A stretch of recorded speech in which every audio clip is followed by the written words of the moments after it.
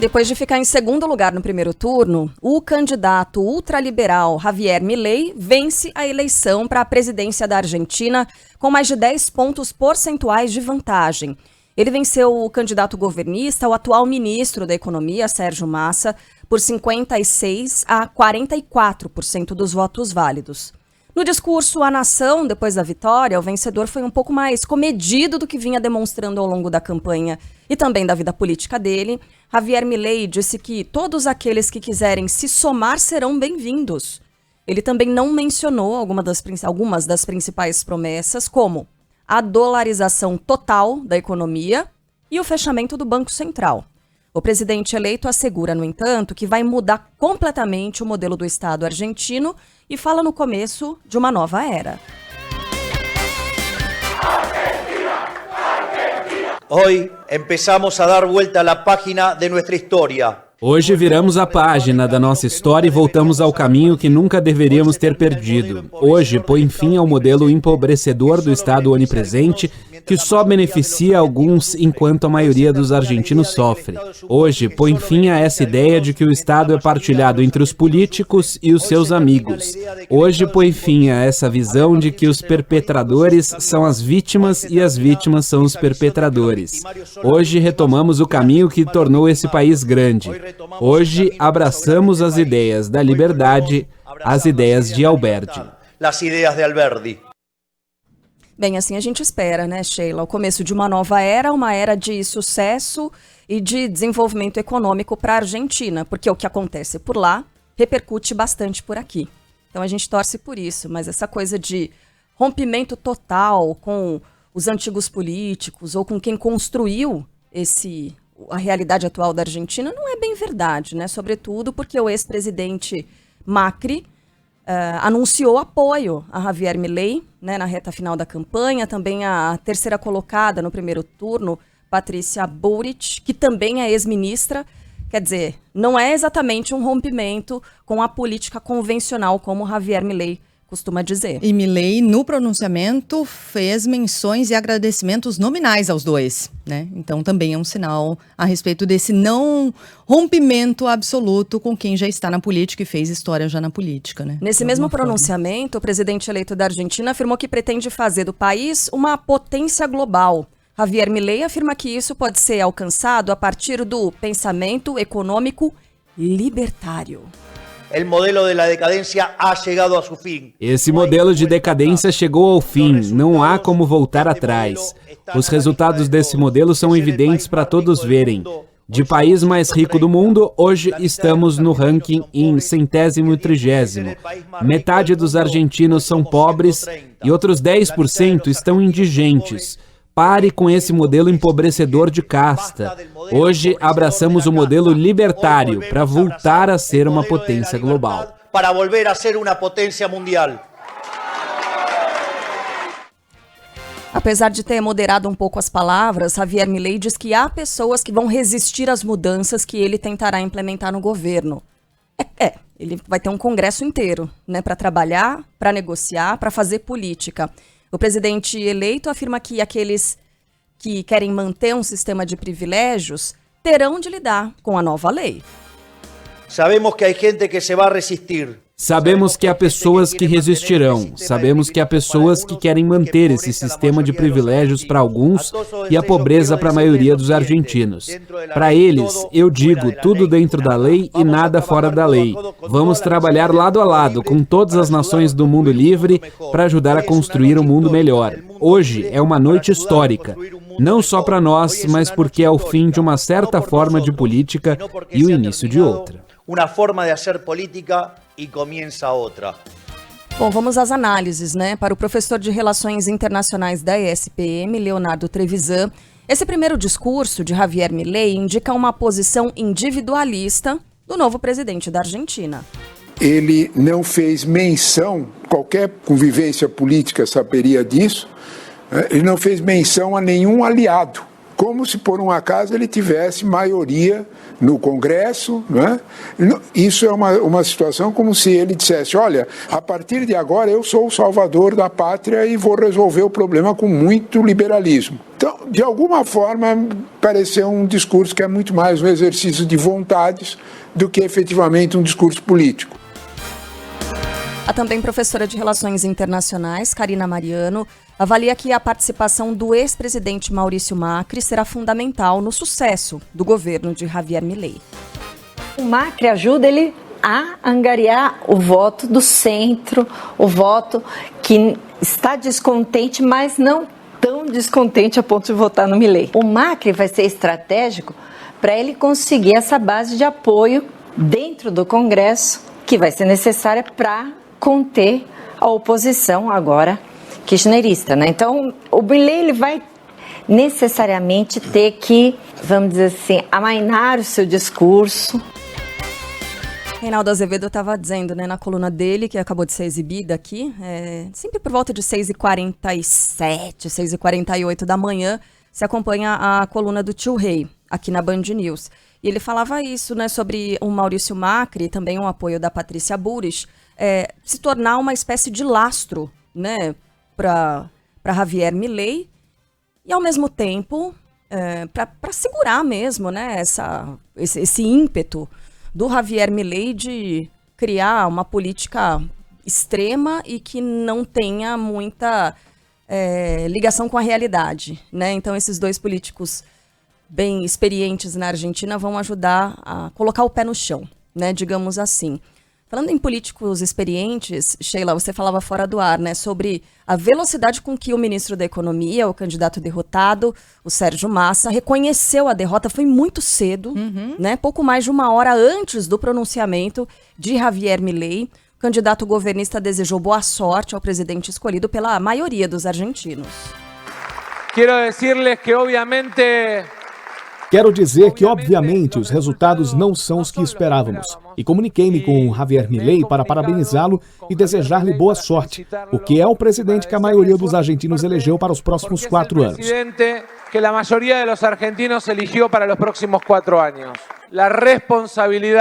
A responsabilidade, a tarefa de proporcionar certezas e garantias ao funcionamento dos sistemas políticos, sociais e econômicos na Argentina é do novo presidente, do presidente eleito.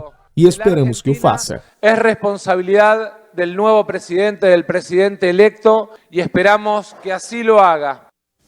Isso me chamou a atenção também, essa velocidade com a qual ele se posicionou, falou publicamente sobre isso, e aí eu estava pensando ontem, se livrou de uma bucha daquelas, Massa, na verdade, né? Deve ter, essa derrota, eu acho que ela deve ter muito mais vinda como um alívio, né? Ele deve ter se sentido até leve, Sheila, diante dessa derrota para o Milei. Até porque essa situação crítica sobre a qual a gente fala também tem dedo de Sérgio Massa, né? Ministro da Economia nesses últimos anos. Então, a situação ficou crítica nesse ponto, não só pelos últimos 4 anos, porque vem de um histórico um pouco mais extenso, um pouco mais longo, mas ele teve contribuição, sim, nessa situação. Então, se não estava conseguindo, nesses últimos anos, conduzir de maneira a tirar a Argentina da situação em que está, me parece que tira uma bigorna das costas, inclusive, né?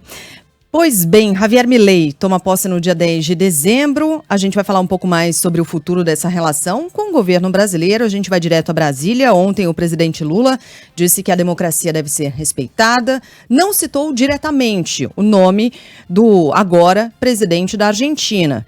Disse o seguinte, Lula, no seu tweet: a democracia é a voz do povo e ela deve ser sempre respeitada. Meus parabéns às instituições argentinas pela condução do processo eleitoral e ao povo argentino que participou da jornada eleitoral de forma ordeira e pacífica. Desejo boa sorte e êxito ao novo governo. Então falou do novo governo, mas não citou nominalmente o novo presidente argentino. João Pedro Melo está com a gente para trazer todas as informações da parte do governo brasileiro de como recebe a confirmação de Milei como novo presidente da Argentina. JP, bom dia para você, seja bem-vindo. É isso, Sheila. Bom dia a você, a Carla, a todos que estão nos acompanhando. Pois é, presidente Lula parabenizou o povo, as instituições argentinas por essa condução do processo eleitoral. Nos bastidores todo mundo sabia que Lula torcia pelo peronista Sérgio Massa, aliado do atual presidente Alberto Fernandes. Segundo o líder brasileiro, a democracia e a vontade da maioria dos argentinos devem sim ser respeitadas. E a gente foi, claro, buscar uma repercussão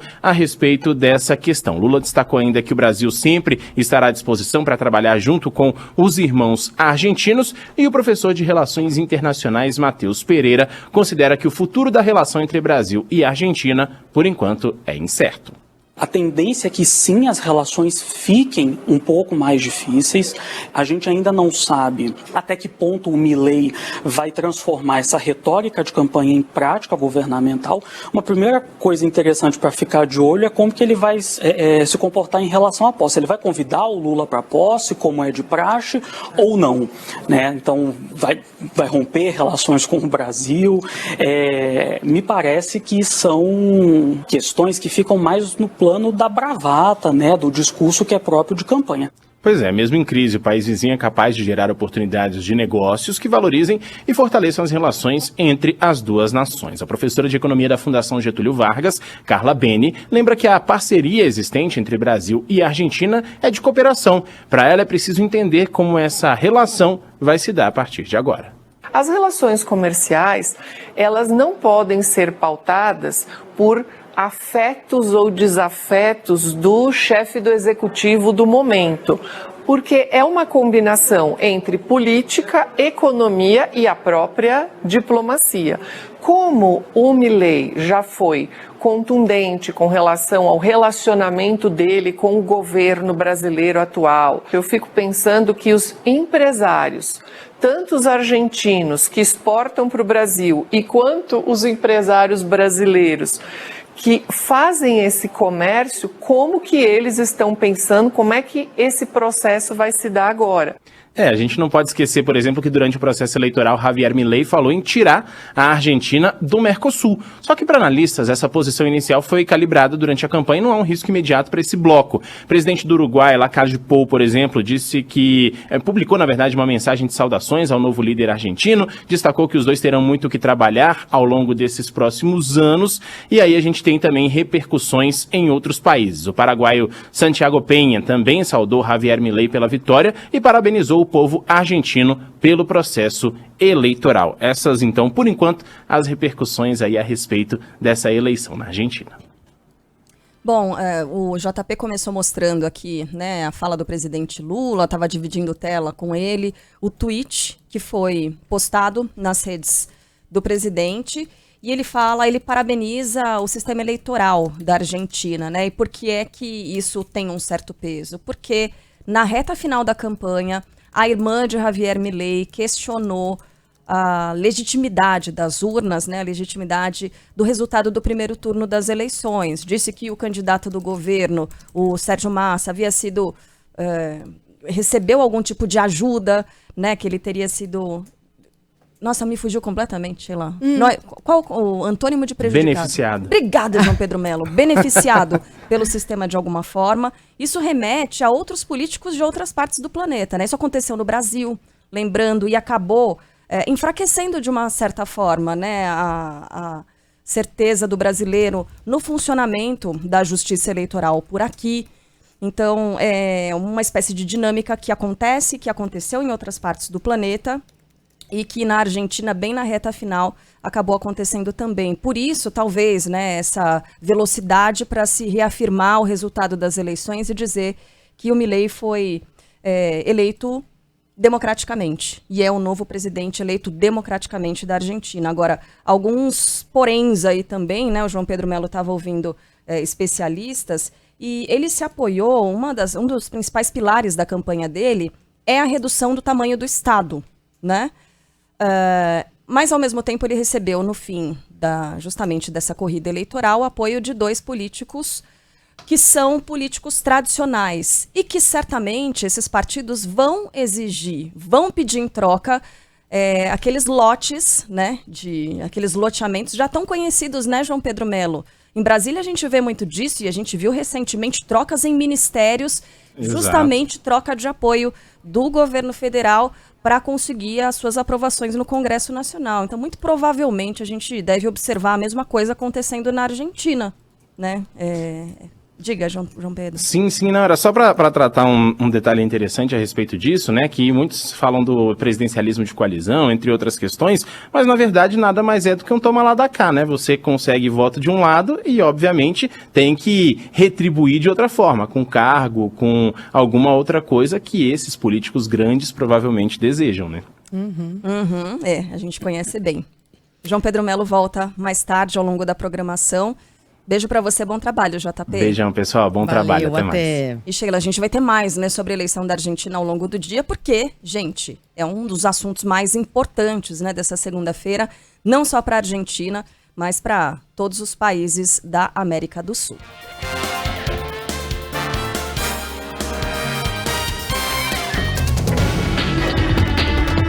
Guerra no Oriente Médio.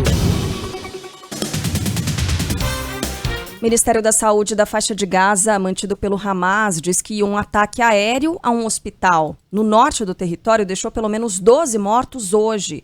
O Estado judaico não comentou sobre o caso, mas afirmou que está atacando o que chama de infraestrutura terrorista do enclave.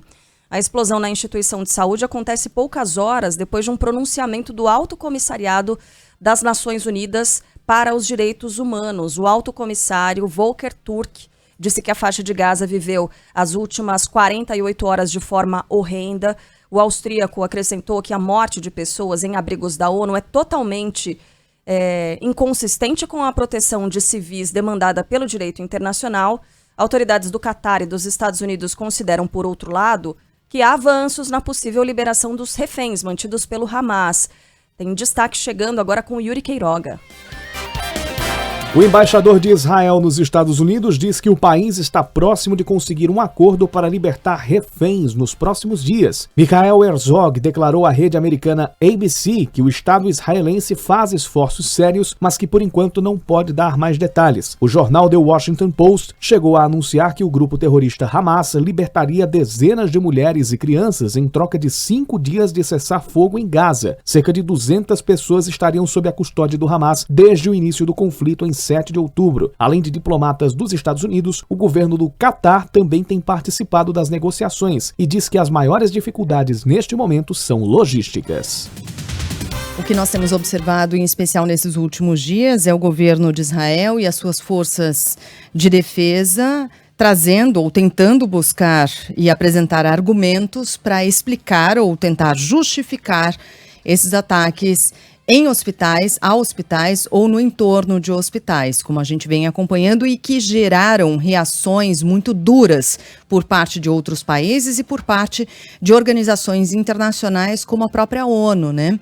E entre essas ações por parte de Israel na tentativa de justificar esses ataques, ontem a divulgação de uma imagem, por exemplo, que seriam, de acordo com Israel, de reféns sendo trazidos para dentro do hospital Al-Shifa, que é o maior hospital ali da faixa de Gaza.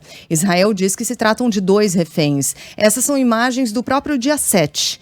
Dá para perceber ali na própria câmera, são imagens internas do circuito do próprio hospital, do dia 7, aquele fatídico 7 de outubro, em que as pessoas foram levadas, mais de 200 pessoas foram levadas como reféns para a faixa de Gaza pelo Hamas. A gente está exibindo aí as imagens desse momento.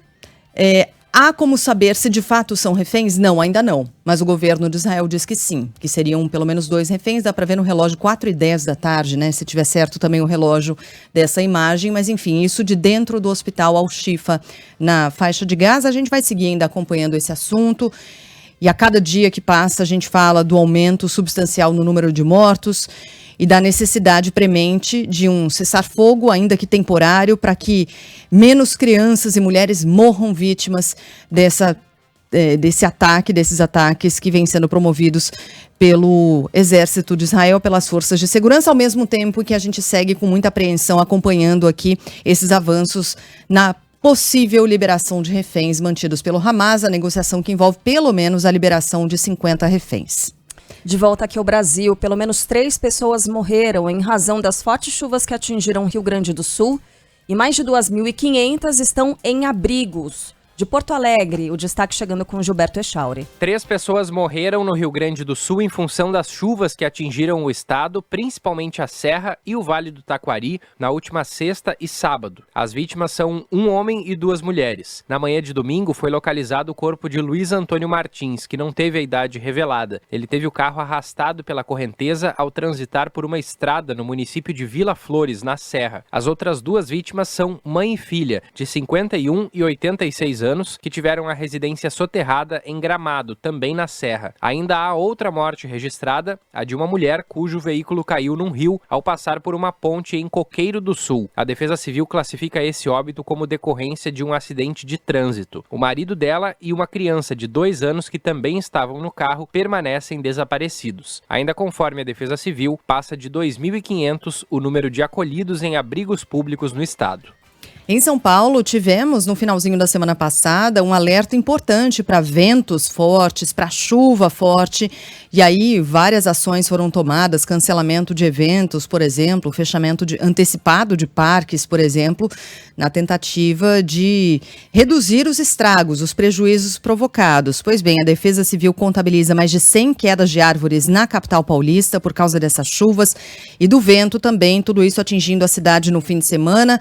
O interior também. O Lucas Belotti está aqui no estúdio e nos traz alguns detalhes de como foi esse fim de semana e dos estragos até agora, né, Lucas? Bom dia para você. Oi, Sheila, bom dia para você e para os nossos ouvintes. A previsão para hoje é de garoa fraca, chuva não muito forte aqui na capital paulista e também na região metropolitana de São Paulo, depois de, como você disse, um temporal bem forte, principalmente na noite do último sábado. Defesa Civil aqui do estado de São Paulo contabilizou a queda de mais de 100 árvores, pontos das cidades de Embu das Artes, Taboão da Serra e Itapecerica da Serra também seguem sem o fornecimento de água, tudo por conta de uma queda geral de energia que a gente acompanhou. Longe do que a gente viu no último dia 3, aquele apagão geral, mas ainda algumas residências sem luz. Bairros da Zona Sul da cidade de São Paulo ficaram sem luz, foi o ponto mais atingido no último sábado. A maioria desses pontos, desses endereços já tiveram o estabelecimento, já tiveram o restabelecimento da energia elétrica. Os voos no aeroporto de Congonhas, ainda no sábado, no momento do temporal, chegaram a ser cancelados. A operação é normal também no aeroporto internacional de Guarulhos, já na manhãzinha dessa segunda-feira.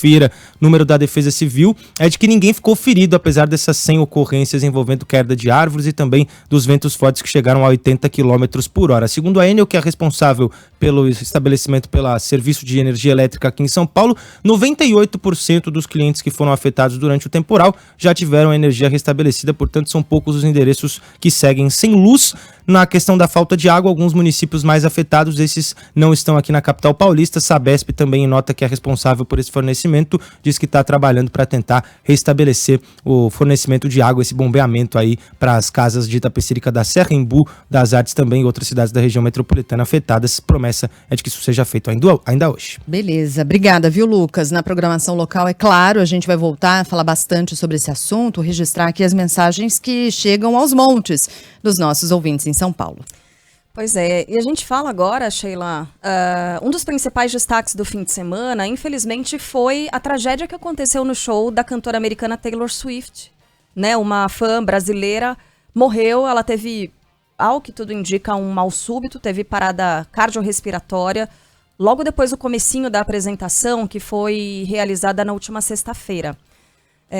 A universitária de 23 anos estava acompanhada de uma amiga, é do Mato Grosso do Sul, e a família está desesperada porque o corpo dela permanece, né, ali aguardando o deslocamento de volta para casa, de volta para a cidade dela. O show de sábado acabou sendo adiado um pouco antes do início da realização, né, da apresentação. Eu me lembro que no sábado de manhã, Sheila, eu estava por aqui, e às 7h40 e tantos, a Priscila Xavier estava aqui no plantão também, ela trazia a temperatura de mais de 30 graus no sábado. Um pouco antes das 8 da manhã, era de 35 graus no Rio de Janeiro. Minha nossa. Quer dizer, já tudo indicava que haveria mais uma vez um recorde, né, de temperatura no Rio de Janeiro, recorde de sensação térmica. Pois bem, os fãs ficaram a manhã toda, até o meio da tarde, aguardando a abertura dos portões no estádio. Os portões foram abertos, essas pessoas estavam já ali desidratadas, né, estavam cansadas. E somente depois dessas pessoas acomodadas no estádio... Estava lotado já o estádio, né? Estava lotado. É que a produtora anunciou que a apresentação seria cancelada não, adiada para hoje, né? De sábado passou para hoje, para essa segunda-feira. Ontem houve a apresentação que estava prevista, mas essa apresentação não fez menção à morte da fã Ana Clara Benevides, de 23 anos, que passou mal, né? Não resistiu na sexta-feira. Um turista que foi à capital do Rio de Janeiro, infelizmente, morreu vítima de um latrocínio. Ele foi esfaqueado durante um assalto. Mais informações a gente tem agora chegando do Rio com o Vinícius Fernandes. 3 acusados do assassinato a facadas de um turista e fã da cantora Taylor Swift foram presos. O crime aconteceu na praia de Copacabana, na zona sul do Rio. Gabriel Mongenô Santana Milhomem Santos, de 26 anos, foi esfaqueado no peito durante tentativa de assalto na madrugada deste domingo. O jovem, que era natural de Campo Grande, Mato Grosso do Sul, estava na capital fluminense para o show da artista. Entre os presos estão Jonathan Batista Barbosa, de 36 anos, e um outro homem que não teve a identidade revelada. Os dois deixaram a cadeia horas antes da morte do jovem. Eles foram detidos em flagrante na semana passada roubando chocolates em uma loja de departamentos. Sim, rapaz também do Mato Grosso do Sul, né? Assim como a menina. Que tristeza. Agora, nesse caso aqui do assalto, acho que tem alguns aspectos sobre os quais falar, né? Primeiro, a respeito do cancelamento do show, sobre o absurdo que foi a impossibilidade de as pessoas entrarem com garrafas d'água numa onda de calor, numa situação crítica para as pessoas, né? Uma insanidade você não permitir que as pessoas entrem com a sua própria garrafinha de água numa situação como essa. Um copinho de água lá dentro, 200 ml, R$8. Numa situação como essa, você libera a garrafa d'água para as pessoas entrarem com a sua água. Gente, água não se nega a ninguém, né? Não tem essa história? Então, passa um pouco por aí, tanto que no dia seguinte, mesmo não havendo show, porque isso só se confirmou depois, quando os fãs da cantora estavam ali na porta do estádio, pouco antes de entrarem, estavam distribuindo gratuitamente água, estavam ali com mangueirada, porque as pessoas pediram uma mangueirada, né, para aliviar o calor. Então isso, de fato, no dia seguinte foi providenciado, mas precisou alguém morrer para isso acontecer. Claro que ainda há algumas informações que precisam ser efetivamente confirmadas, que envolvem a causa da morte dessa jovem, mas tudo indica que ela passou mal em decorrência do calor. Isso já ficou muito clara, né, essa relação inicial. Então, assim, foram tantas críticas, mas eu acho que é importante que mesmo depois desses dias aqui passados, para quem não acompanhou o noticiário, eu acho importante pontuar isso, né? Como é que isso foi possível no dia seguinte, mas naquele dia não era possível. Precisou alguém morrer para que mudasse o procedimento em relação à água para as pessoas que foram a esse show.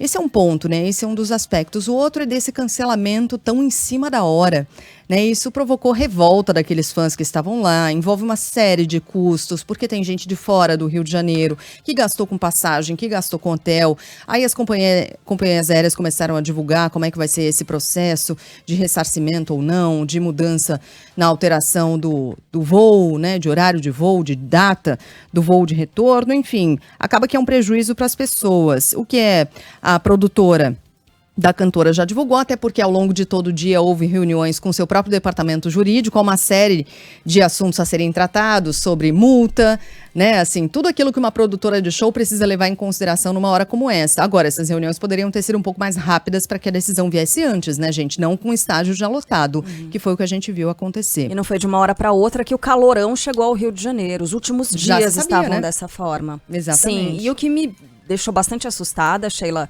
foram imagens de jovens que estavam nesse show e que estavam com queimaduras por causa do equipamento que eles usaram ali sobre o gramado para proteger uma placa de metal, e que aquilo debaixo do sol virou um ferro de passar. Claro. A pessoa que encostava ali, ela tinha queimaduras, e muitas pessoas foram buscar atendimento médico com queimadura. E a queimadura, é claro, não era algo que pode comprometer, enfim, levar à morte dessas pessoas, mas queimadura dói demais.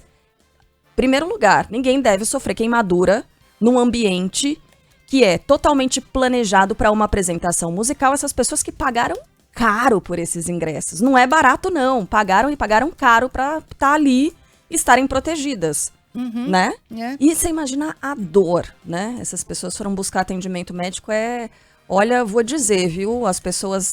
Os fãs estavam esperando demais ali, uma expectativa muito grande com relação a esse show da Taylor Swift. E aí, Sheila, para adicionar aqui a essa série de informações esquisitíssimas, né, sobre essa passagem da Taylor Swift ao Rio de Janeiro, a polícia está investigando agora a comitiva que acompanha a cantora, porque o grupo teria encoberto as placas dos carros. E aí, o que é que eles disseram? Por que encobriram as placas dos carros?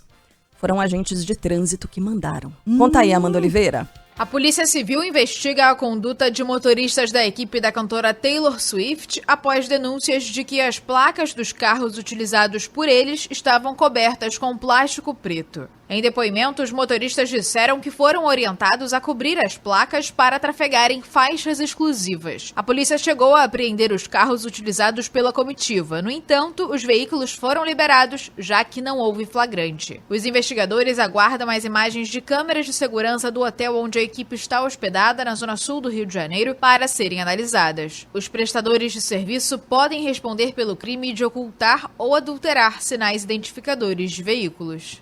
Eu acho difícil que um estrangeiro que chega ao Brasil, que tem ali o carro parado, né, tá com o carro com a placa coberta, tenha esse jogo de cintura de inventar do nada que a placa foi coberta para que ele pudesse transitar na faixa, nessas faixas exclusivas sem ser multado. Eu não imagino que um estrangeiro inventaria uma história como essa. Então, isso traz sim desconfiança sobre quem foi que deu essa orientação para essas pessoas. Tem cara de que a história é real, né, Sheila? Não parece chaveco desses estrangeiros, não. Mais uma, hein? Mais uma para conta desse fim de semana. A gente trouxe informação aí com a nossa reportagem do Rio de Janeiro também, né? Sobre o caso desse turista que estava no Rio de Janeiro para o show da Taylor Swift, que foi morto a facadas ali numa tentativa de assalto na praia de Copacabana. E é uma história tão trágica, né, gente? Tem ouvinte escrevendo aqui, um ladrão é solto e mata um menino. Algo errado na lei, não é isso, meninas? Não assina aqui a mensagem, mas obrigada pela participação e faz muito sentido, né? Porque a gente trouxe aí as informações objetivas sobre o que aconteceu. O Gabriel Santana, dos Santos, de 25 anos. Ele estava lá para acompanhar o show, foi com alguns amigos, eles pararam ali na praia de Copacabana, foram até a areia quando sofreram abordagem por esses bandidos, né? Estava hospedado na Barra, e aí foi com esse grupo de amigos até a Lapa, estavam num carro alugado, foram para Copacabana, desceram até a praia para mergulhar no mar à noite. E aí o Gabriel chegou a cochilar na areia enquanto os amigos conversavam, e aí foi quando eles foram abordados pelos bandidos, né? E é uma história tão terrível, quando você pega e tão revoltante, porque acho que é isso, né? Ela é chocante, mas ela é revoltante acima de tudo. Porque, por exemplo, um desses caras, Alan Cavalcante, ele, que é um dos bandidos, né? Ele estava com um documento da audiência de custódia que havia sido realizada horas antes do assalto e que o liberou da cadeia. Pois é, ele estava preso, mas foi liberado. E é preciso ainda compreender exatamente o papel de cada um nesse assalto, mas ele é um dos mencionados pela polícia, né? O outro preso, Anderson Henrique Brandão, foi reconhecido, confessou participação no crime. Ele tem 14 anotações criminais na sua ficha. Jonathan Batista Barbosa, um terceiro que também foi preso na Lapa, apontado por testemunhas, tem 10 crimes na sua ficha. Sobre o Alan especificamente, ele foi preso na sexta-feira, furtou 80 barras de chocolate, né? Essa é a história. Aí, quando ele foi cercado por agentes da polícia, ele entregou a sacola para o parceiro na tentativa de evitar um flagrante e tal, mas acabou sendo detido, foi levado para a delegacia, eles foram autuados em flagrante. Aí, isso na sexta. No sábado, teve audiência de custódia, por volta de meio-dia e pouco e tal, e a juíza, porque é importante que se diga o nome da juíza, a juíza Priscila Macuco Ferreira decidiu pela soltura da dupla, determinando que eles não se ausentassem do estado por mais de 7 dias, não ingressassem nas unidades da rede de lojas durante o curso do processo, rede de lojas que foi alvo desse furto, né, das 80 barras de chocolate. E é isso. Os caras saíram, um deles, o Alan, por exemplo, saiu junto com o Jonathan, inclusive, da audiência de custódia, 12 horas antes da liberação. 12 horas antes do crime, ele estava pegando esse papel. Estava com o papel no bolso quando cometeu o crime, quando foi pego pela polícia. É muito revoltante, minha gente. Imagina para os pais desse menino ouvirem essa história. De que, horas antes, eles estavam passando por uma audiência de custódia e sendo, portanto, liberados. Segundo a polícia, os 3 já são conhecidos porque praticam crime já no bairro de Copacabana há alguns anos. Olha só, são conhecidos da polícia. É impressionante. Nossos sentimentos, viu? A família do Gabriel. Esse jovem estava estudando engenharia aeroespacial em Minas, mas é natural do Mato Grosso do Sul. Então, nossa solidariedade aqui à família do Gabriel.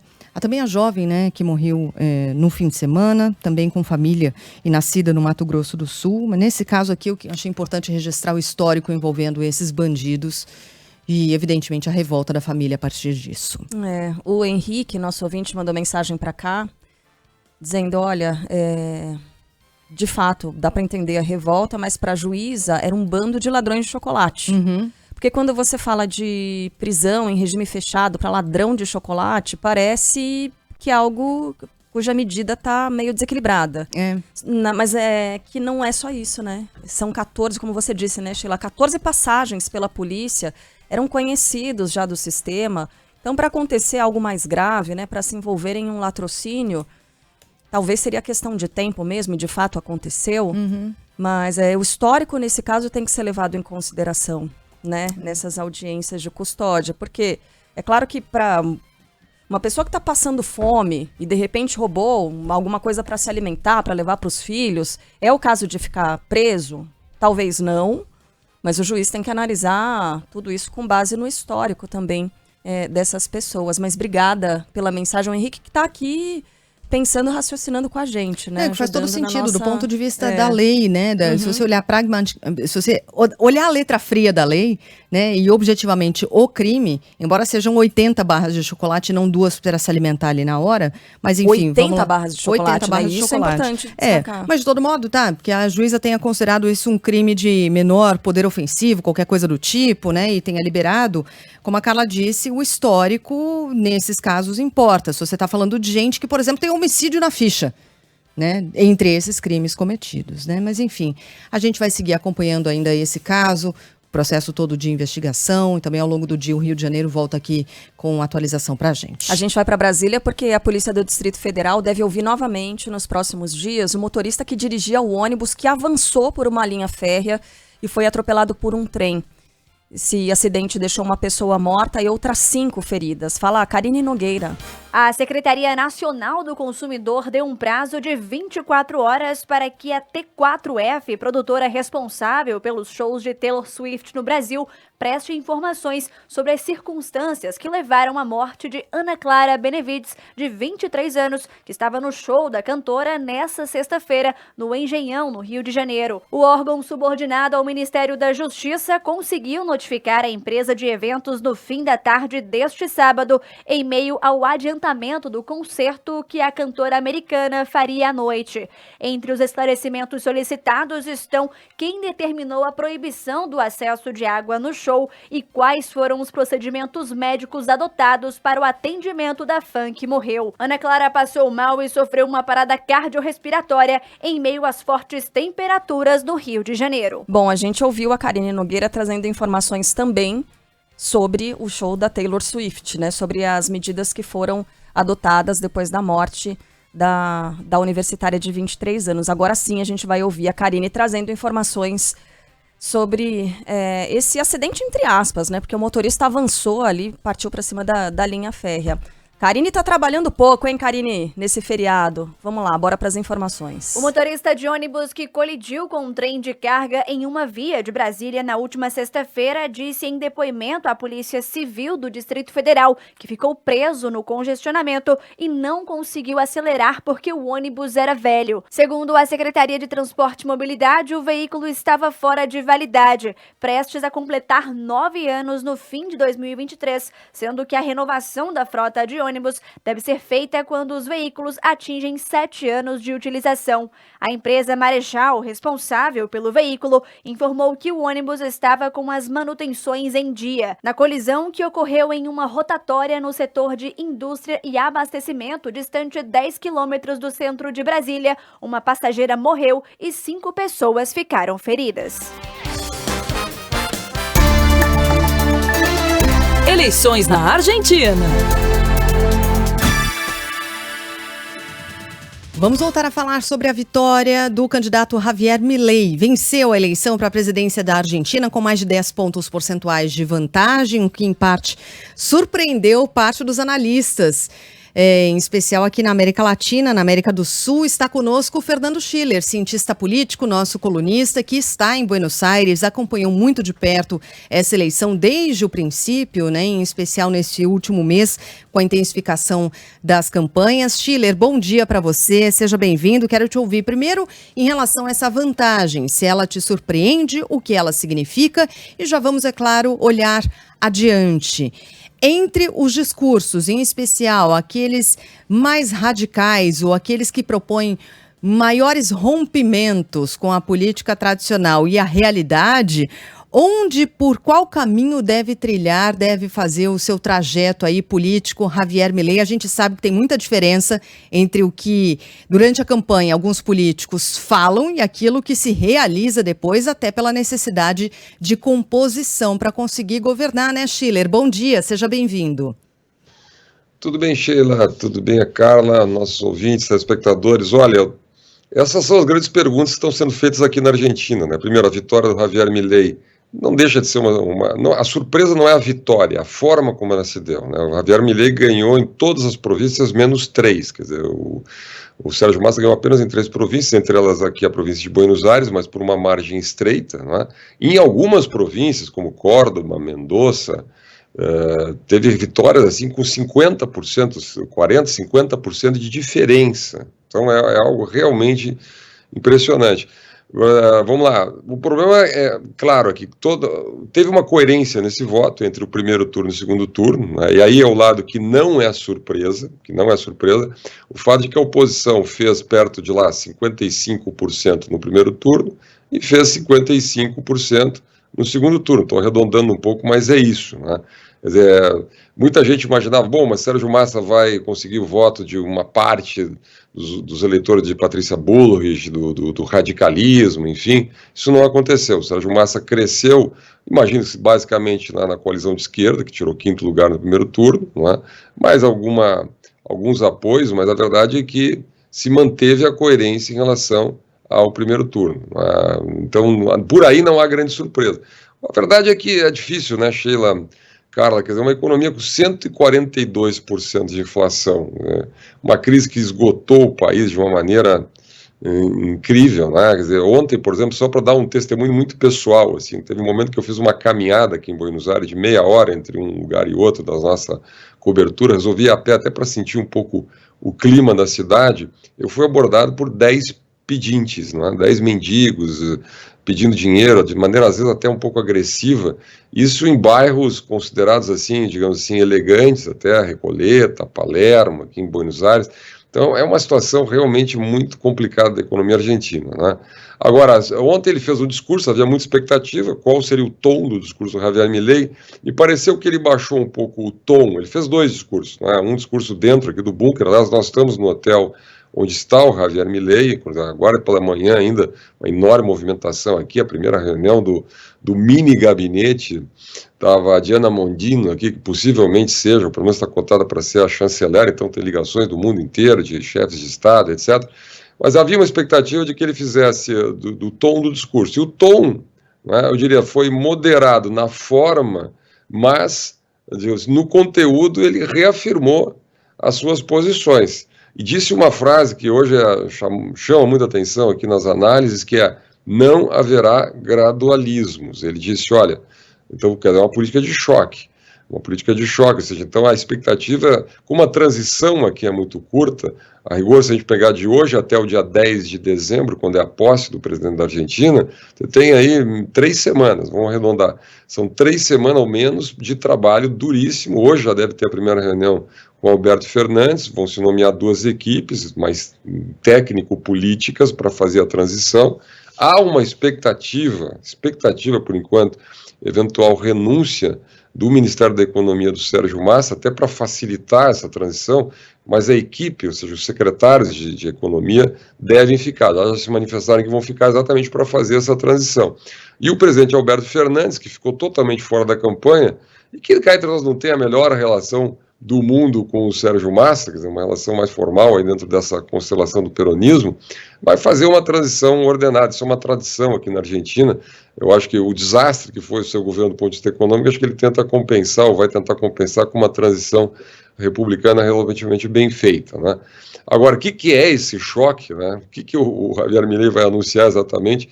Não acredito que ele anuncie, quer dizer, ele é surpreendente, mas vamos lá. Processo de dolarização é um processo complicado, né?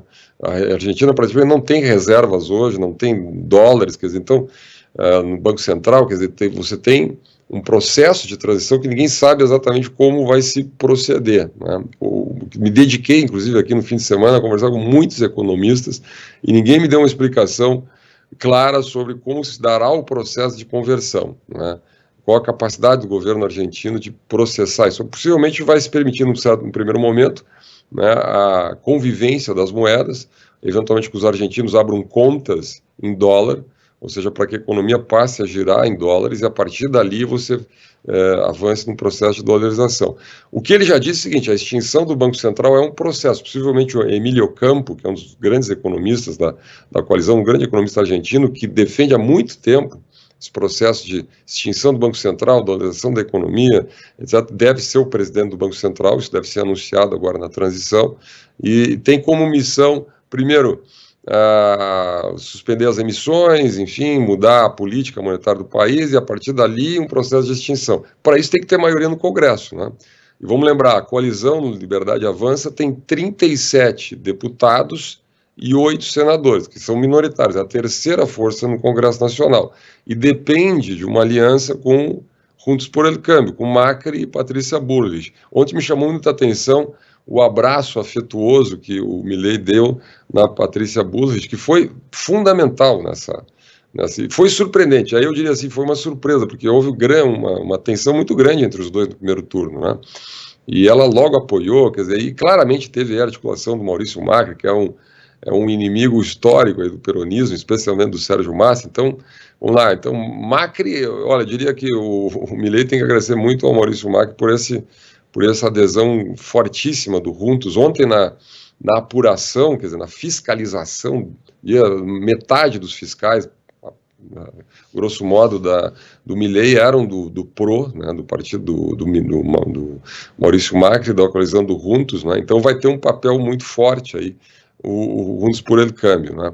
E ontem, anteontem, né, no sábado, Maurício Macri lançou um comunicado dizendo o seguinte, que o pessoal não precisava ter medo, que os indecisos podiam ir votar, havia muito medo, porque aqui é o feriadão, né, feriadão é um fim de semana estendido, então havia muito medo que os indecisos não votassem, fossem para as praias, tivesse um comparecimento menor nas urnas. Isso não aconteceu. O comparecimento, até os dados que a gente tem, foi um pouco superior, inclusive, ao primeiro turno, mas o fato é que o Maurício Macri disse, olha, tem o Congresso Nacional, a gente vai estar junto lá com o Javier Milei, eventualmente moderando algumas propostas. Então, ficou a dúvida, que esse gradualismo ele pode dizer que não vai existir, mas necessariamente terá que acontecer, né? Não tem vida fácil no Congresso Nacional, boa parte dessas medidas precisa ser aprovadas, e é por aí que vai acontecer a transição, né? De qualquer maneira, é diferente do Brasil, né? No Brasil nós temos uma transição muito mais longa, aqui são menos de 3 semanas, e tudo deve acontecer a partir de hoje. Bem, o Schiller está falando sobre essa relação com o Congresso, que não deve ser fácil. Agora, a relação com o governo brasileiro, Schiller, porque durante a campanha, Milei disse que a intenção era romper a saída de Mercosul. Ao longo dos últimos dias de campanha, ele foi dando uma maciada nesse discurso, dizendo que ele enquanto governo, não poderia interferir nas relações dos empresários argentinos que quisessem fazer negócio tanto com o Brasil quanto com a China, né, que é o principal parceiro comercial da Argentina. Pergunto, Schiller, com essa vitória, como é que fica a relação com o Brasil, na sua visão? Olha, tu tocasse num ponto correto aí. Na verdade, ele foi moderando, né? Os dois foram moderando. A verdade é essa. O Sérgio Massa, na época, fez uma aceno para o PRO assumir o Ministério da Economia, Horácio Larreta, que é o prefeito de Buenos Aires. Não funcionou, nada funcionou do lado do peronismo do Sérgio Massa. Mas do lado do Milei, ele também houve comunicados com a Embaixada Brasileira, né? Houve as sinalizações diretas para o governo brasileiro de que essa conversa, de que Lula não vai falar com Lula, que Lula é um comunista, um bandido, então não conversa, etc. Não. Isso é retórica de campanha. Nos últimos dias da campanha ele abandonou essa retórica, né? Abandonou. Ele teve com o Papa também, lá no início da campanha, de que o Papa era um representante do diabo, que não ia conversar com o Papa. Lá no comício, o Benegas Lynch, que é um grande guru aqui do liberalismo argentino, e da própria campanha do Milei, disse que, quem sabe a gente rompe relações com o Vaticano. Teve de tudo, né? Então, assim, eu diria, vamos esquecer, temos que esquecer um pouco essa retórica inicial de campanha. Isso vai ficar para as feridas políticas, digamos assim. Mas o fato é que nas últimas semanas, ou seja, do segundo turno, em especial na última semana, a partir do debate, o Milei moderou muito. Até tem muita brincadeira, muito meme, né, que o leão virou um gatinho. Tá? Talvez não seja para tanto a brincadeira, mas tem uma certa lógica isso, né? Então é óbvio que não acredito que haja uma ruptura unilateral com o Mercosul. Já há sinalizações de que isso não vai acontecer, já se fala em mudanças no Mercosul, então propostas para que cá entre nós tem que acontecer, né? A gente que vem muito para a Argentina, eu especialmente agora, você vem para a Argentina, fica numa fila enorme da imigração, depois volta uma fila enorme da imigração, quer dizer, nem isso, né? Nem o trânsito de pessoas, quer dizer, na Europa é muito. Então, quer dizer, tem muita mudança para fazer no Mercosul. Agora, tem um problema, que é da base das barreiras alfandegárias, né? Quer dizer, o Milei, uma das promessas centrais da campanha é comércio livre, abertura comercial. Então, agora, daí você fazer isso, quer dizer, você tem a pressão do empresariado argentino, que depende muito de controles alfandegários, etc. Se o governo vai abrir mão, né, do controle de importações, de política de proteção da indústria argentina, e abrir mão da política cambial, etc., de uma hora para outra, né, quer dizer, essa transição fica quase que inviável. Com minoria no Congresso Nacional, não acho que isso vai acontecer.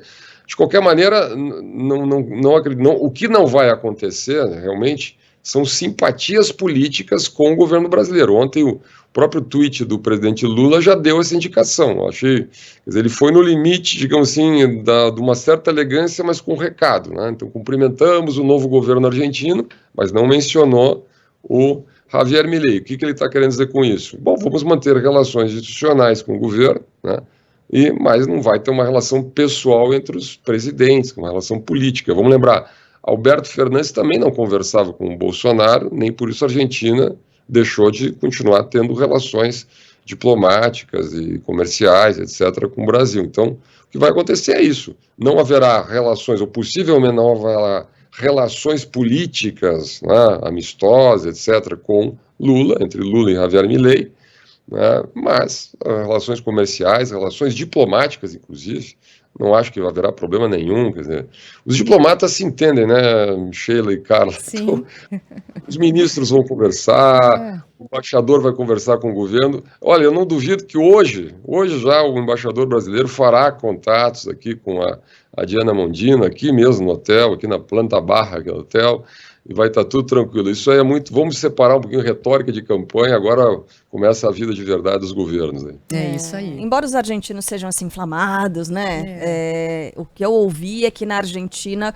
os ânimos não estão tão exaltados quanto foi no Brasil, né? Durante a eleição, polarização entre as pessoas, entre os eleitores, já não é tão incendiária assim, né? É uma aula de civilidade, viu? Talvez eu esteja exagerando um pouquinho, mas para dizer aqui. Assim, aqui o debate não tem essa característica, graças ao bom Deus, né, que tem o ódio, pelo menos que assumiu o ódio no Brasil nos últimos tempos aí, né. Primeiro, assim, vamos deixar claro uma coisa que é importante para o jornalismo até. Não houve censura na campanha, ao contrário do que aconteceu no Brasil, onde o TSE praticamente editou as eleições. Eu conversei com todos os segmentos aqui, não houve nenhuma intervenção em liberdade de expressão. O Milei não pode dizer isso do Massa, o Massa não pode dizer isso do Milei. Não teve isso, vamos tirar esse propaganda do ar, vamos tirar esse comercial, Olha, teve vídeos aqui duríssimos, inclusive com marqueteiros brasileiros. Os marqueteiros brasileiros ficaram famosos aqui na Argentina. Muita campanha, assim, pesada do Sérgio Massa na última semana, especialmente contra o Javier Milei, chamada campanha do medo, que acabou virando meio odiosa e não funcionou. E, na minha visão, acabou tendo até uma certa rejeição do eleitorado, não é? Então, o estilo brasileiro aí de campanha de medo, ódio, etc., crise da democracia, vai acabar tudo, isso não funcionou aqui na Argentina. Tomara que esse estilo não venha para cá, porque realmente é uma eleição dura, uma disputa complicada, etc., mas bastante mais civilizada do que a gente viu no Brasil nos últimos anos, né? Vamos ver como é que acontece agora essa transição. É isso aí. Fernando Schiller, cientista político, nosso colunista, preciso te liberar aqui, Schiller, mas certamente a gente volta a conversar ao longo desse dia e nas próximas oportunidades também. Um abraço para você, obrigada. Bom trabalho, boa semana. Boa semana.